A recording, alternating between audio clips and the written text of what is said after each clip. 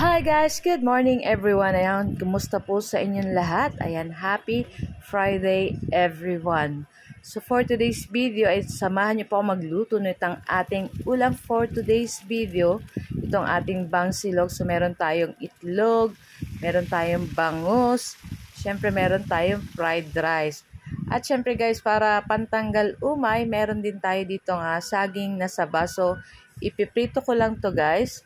At syempre, napakasarap nitong ating ulam sa umaga. Ayan, itong ating breakfast. Maaga po tayo nakapagluto. Ito ay aming breakfast at diretso lunch na din po guys. So para tipid, o diba, charot. So ayan, shout out po sa ating new followers. Ayan, meron na po tayong 9.9K followers. Maraming salamat po. Ayan, konting kembot na lang. 10K followers na po tayo. Ayan, maraming salamat po sa nagsusuporta sa Mamshi and 3 Sons. Ayan, sa mga nagla-like, nagko-comment, lalong-lalo na sa nagsishare ng ating mga video. So yan nga guys, so pakaluto natin ng ating saging na saba. Pigprito ko naman guys yung aking binabad na daing na bangus. Ayan, boneless na to guys kasi yung 3 Sons ko medyo pag may tinik. So pinaboneless na natin itong ating daing na bangos. At syempre tinimplahan ko lang yan ng paminta, asin, suka at maraming bawang para yummy yung ating daing na bangos. So binabad ko lang guys ito na isang araw. Ayan, ako napakasarap, talagang nanunuot sa laman ng ating bangos yung suka, yung paminta, bawang. Ayan. At yung alat niya, tamang-tama lang guys. So, ayan, at luto na rin itong ating bangus. So, ready naman tayo ng ating sunny side up egg. So, ayan na nga, itong ating mahiwagang kawali. Charot. So, hindi po talaga dumidikit dito yung ating mga nilulutong itlog. Kahit konti lang yung ating mantika na nilalagay. Napakaganda ng ganitong kawali. Ayan. So, lulutuin lang natin itong ating itlog. Siyempre, maglalagay po tayo dyan ng asin para may lasa yung ating sunny side up eggs dyan.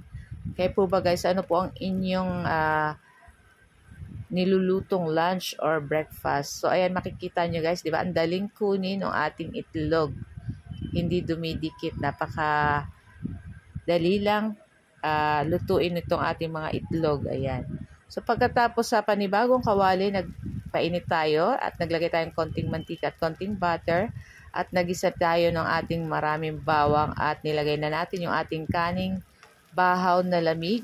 And syempre nilagyan ko yan guys ng oyster sauce para masarap naman itong ating fried rice. Nako, napakasarap nito guys. At talagang perfect ito guys sa kape. Ayan, pwede nyo isabaw yung kape nyo sa ating fried rice dahil napakasarap naman talaga nito kahit araw-arawin.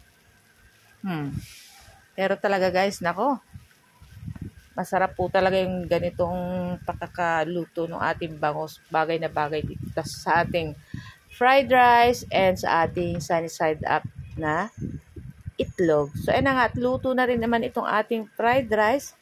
So, excited na rin po kaming kumain at syempre, may pasok pa sa school yung aking 3 sons. Kaya, ayan. So, guys, ay nakapag-plating na tayo. Ayan, ito na yung ating napakasarap na ulam for today's video. Ang ating bangsilog with saging na sabang prito. So guys, ito lang po ang aming video today at sana po ay nag-enjoy kayo. Huwag niyo po sana kalimutan mag-like, comment at pa-share po. Thank you! Sarap!